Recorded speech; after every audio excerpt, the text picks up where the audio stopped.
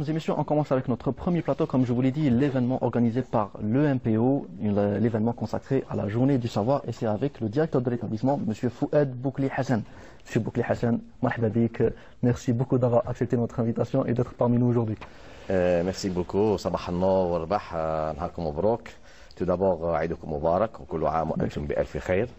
Merci infiniment de m'avoir donné cette occasion, cette opportunité de parler de notre établissement et en particulier notre événement le 16 avril qui se tiendra, Inch'Allah, la semaine prochaine au niveau de l'EMPO, qui sera riche et varié bien sûr, et vous serez les bienvenus. Alors, M. Boukli Hassan, avant déjà de nous concentrer sur l'événement en question, on va profiter un peu de votre présence aujourd'hui pour vous présenter l'établissement à nos chers téléspectateurs, l'EMPO, l'École nationale polytechnique d'Oran, Maurice Audin. Merci beaucoup, M. Elias. Donc, comme tout le monde le sait, l'École nationale polytechnique, c'est une des 3 écoles nationales polytechniques existantes en Algérie. Donc, la nôtre est domiciliée bien sûr à Oran. Oui. Donc, elle dispose de 7 départements, dont 6 départements de second cycle, oui, qui offrent 13 spécialités, dont 2 offres nationales, qui entrent dans la priorité nationale du pays, à la tête de notre cher président, c'est Abdelmajid Tebboune, notamment qui est la sécurité en eau, qui s'intègre dans la spécialité de dessalement de l'eau de mer, et la deuxième spécialité qui est la construction automobile, récemment ouverte, c'est-à-dire cette année. Oui. Alors, on a des filières... Désolé de vous interrompre, M. Boukli Hassan, juste pour revenir un peu sur ces nouvelles formations, à savoir dessalement d'eau de mer, construction automobile, etc.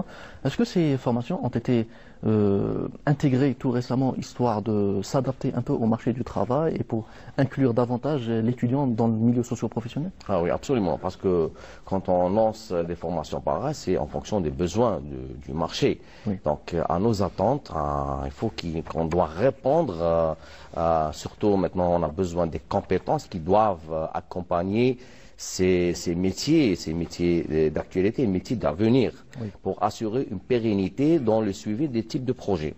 Et quand on lance un projet pareil, de grande envergure, donc il faut s'assurer d'avoir une pépinière de compétences afin d'accompagner les entreprises et assurer un savoir-faire de qualité et de normes dans les standards internationaux. Oui. Alors, notre stratégie au niveau de l'École nationale polytechnique d'Oran, Maurice Audin, c'est-à-dire cherche à valoriser nos compétences dans un cadre global qui doit répondre en tant que métier, diplôme d'ingénieur en tant que métier, et non pas uniquement un diplôme théorique et pratique. Oui. Donc, à ce titre-là, donc on a mis en place des mécanismes et des leviers qui répondent à cette vision globale et qui s'intègrent bien sûr dans la vision globale de l'État. Oui.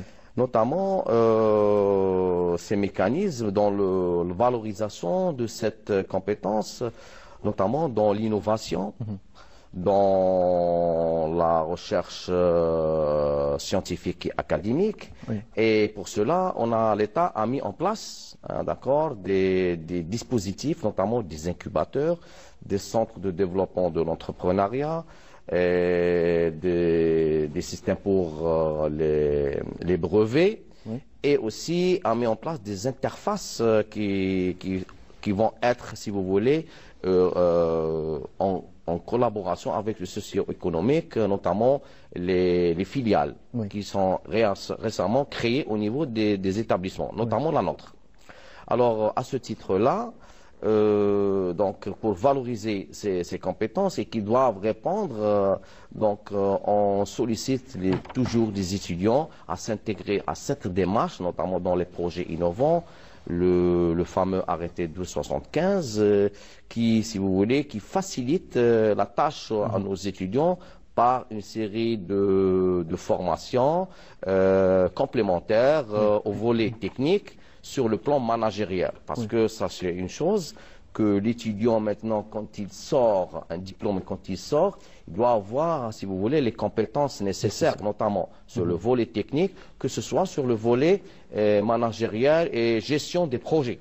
Justement, à ce niveau-là, vous me tendrez la perche. Est-ce que l'école, pour justement préparer l'étudiant au marché et au défi du travail, est-ce que l'école a prévu des conventions ou a signé des conventions avec certaines entreprises publiques, par exemple, pour intégrer encore plus l'étudiant en tant que stagiaire pour qu'ils puissent voir les véritables enjeux du marché du travail? Il n'y a pas uniquement les entreprises publiques, il y a les entreprises privées de grande envergure. Donc, l'année passée, on a signé avec de grands groupes qui assurent cette tâche et dans différentes formes. Parce que ça, c'est pertinemment qu'au niveau de la formation d'ingénieurs dans le cycle de formation académique au sein de notre établissement, il y a ce qu'on appelle le volet stage qui doit, si vous voulez, mettre en exergue, si vous voulez, toutes les compétences techniques, théoriques qui doit avoir l'étudiant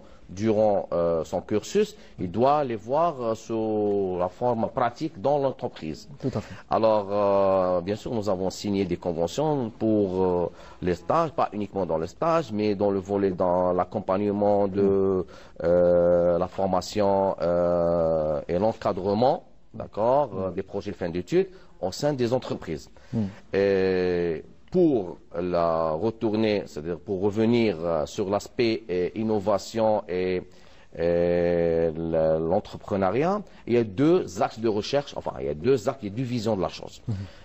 Les entreprises, que ce soit étatiques ou bien publiques ou bien privées, qu'est-ce qu'ils attendent de nous? C'est-à-dire d'avoir des compétences, une ressource, une pépinière de compétences. Donc on doit les accompagner. Quand il y a des grands projets, donc il faut avoir une réserve, un gisement de compétences, de savoir-faire, de managers, de leadership, si vous voulez, qui vont gérer ce type de projet. On ne peut pas jouer avec de l'argent, c'est parce que ça sort de l'avenir du futur des générations. Ça, c'est d'une part. L'autre axe à développer à titre individuel, c'est-à-dire quand il y a des étudiants ayant des idées innovantes, qui veulent les concrétiser sous forme des start-up ou bien des micro-entreprises, on doit les accompagner par un cycle de formation. Maintenant, il y a le volet ou bien le support financier qui doit, si vous voulez, accompagner ces jeunes diplômés afin de concrétiser leur projet et le mettre sur le marché. Et ça, c'est important et je pense que c'est un volet stratégique et important qu'on doit s'y mettre dedans afin d'assurer et d'ajouter, mettre une valeur ajoutée pour la croissance économique de notre cher pays. Y a-t-il eu des succès de start-up issus de l'école nationale polytechnique d'Oran? Oui, bien sûr. Il y a même, actuellement, il n'y a pas uniquement dans le cadre de la graduation, mais il y a aussi même dans la post-graduation, c'est-à-dire dans le doctorat récemment. L'année passée, il y a eu une soutenance de thèse de doctorat, c'est une première au niveau de l'école, qui a abouti, si vous voulez, à une start-up, si vous voulez, dans le domaine du génie civil, d'accord, pour le recyclage, etc. Donc, on encourage maintenant, même dans le volet recherche, on s'intègre maintenant, on s'aligne sur le volet valorisation, toutes les recherches et mettre en lumière, si vous voulez, tous nos produits, nos savoir-faire, au service de socio-économique pour booster l'économie nationale. Donc, Monsieur Boukel Hassan, aujourd'hui, vous pouvez clairement affirmer que les étudiants de l'EMPO sont clairement qualifiés pour le marché du travail. Ah oui, absolument. Absolument. D'ailleurs, le succès est important de nos chers étudiants. Parce que, alhamdoulilah, dans des entreprises, on a eu un feedback parce qu'on suit nos étudiants même après leur... ce qu'on appelle les alumnés des étudiants, on a un feedback. Donc, parce que on cherche les étudiants avant, les inputs qui entrent dans l'école, on les forme, mais post-diplômés, on les cherche, on essaie d'avoir un feedback, c'est pour... assurer quel est le feedback de nos compétences sur le marché du travail. Et on a eu des satisfactions et un retour, alhamdoulilah, de la part des entreprises. Et certains de nos étudiants sont des chefs d'entreprise dans des grands groupes. Je cite par exemple le groupe... on ne peut pas exactement, dans des grands groupes qui sont vraiment une lumière, un fleuron de l'industrie algérienne. Très bien, très bien. En tout cas, c'est un savoir à valoriser. Absolument. En tout cas, et pour rester toujours dans la thématique du savoir, parlez-nous un peu justement de ce bel événement qu'organise très prochainement le MPO. Alors, puisque c'est cette opportunité qui se présente, on a on a voulu organiser cette journée comme la tradition le veut chaque année. Oui. Et donc, c'est notre deuxième année au niveau de l'MPO. On organise une journée dédiée à la recherche et à la valorisation de nos produits, de nos savoir-faire. C'est une sorte de bilan. Pour certaines, d'une manière générale. Oui. Et on a mis en place avec mon équipe tout un plan d'action et un programme riche et varié à l'échelle, que ce soit à l'échelle nationale, même à l'international. Et donc, et ça va se terminer par un salon, une foire dédiée à exposer nos projets innovants, la production scientifique et les réalisations faites au sein de nos équipes et nos laboratoires de recherche au niveau de l'École nationale polytechnique d'Oran. Très bien. Donc avant de parler du programme en question, y a-t-il un thème central autour desquels les activités sont organisées? Oui, bien sûr. Tout d'abord, je tiens à remercier M. Louali parce que sous le parrainage de M. Louali de la wilaya d'Oran, qui a accepté de parrainer cet événement, c'est un grand honneur pour nous tous.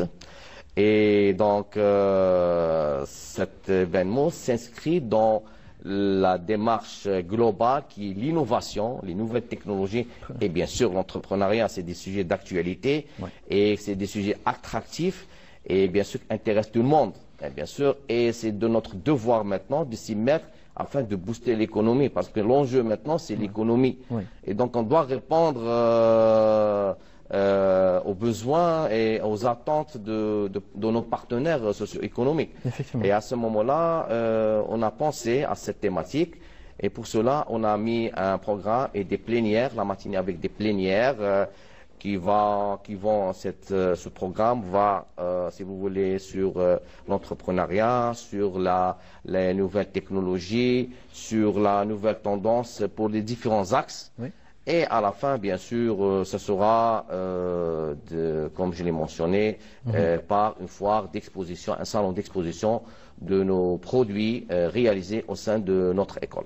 Et combien d'exposants attendez-vous à peu près?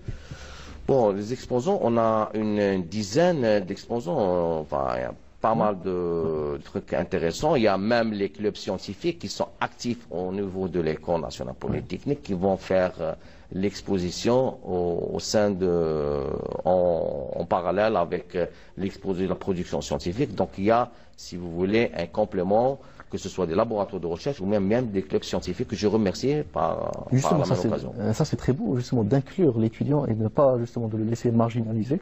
C'est à chaque fois vous faites en sorte. L'étudiant, si vous me permettez, l'étudiant c'est le point pivot. C'est la locomotive.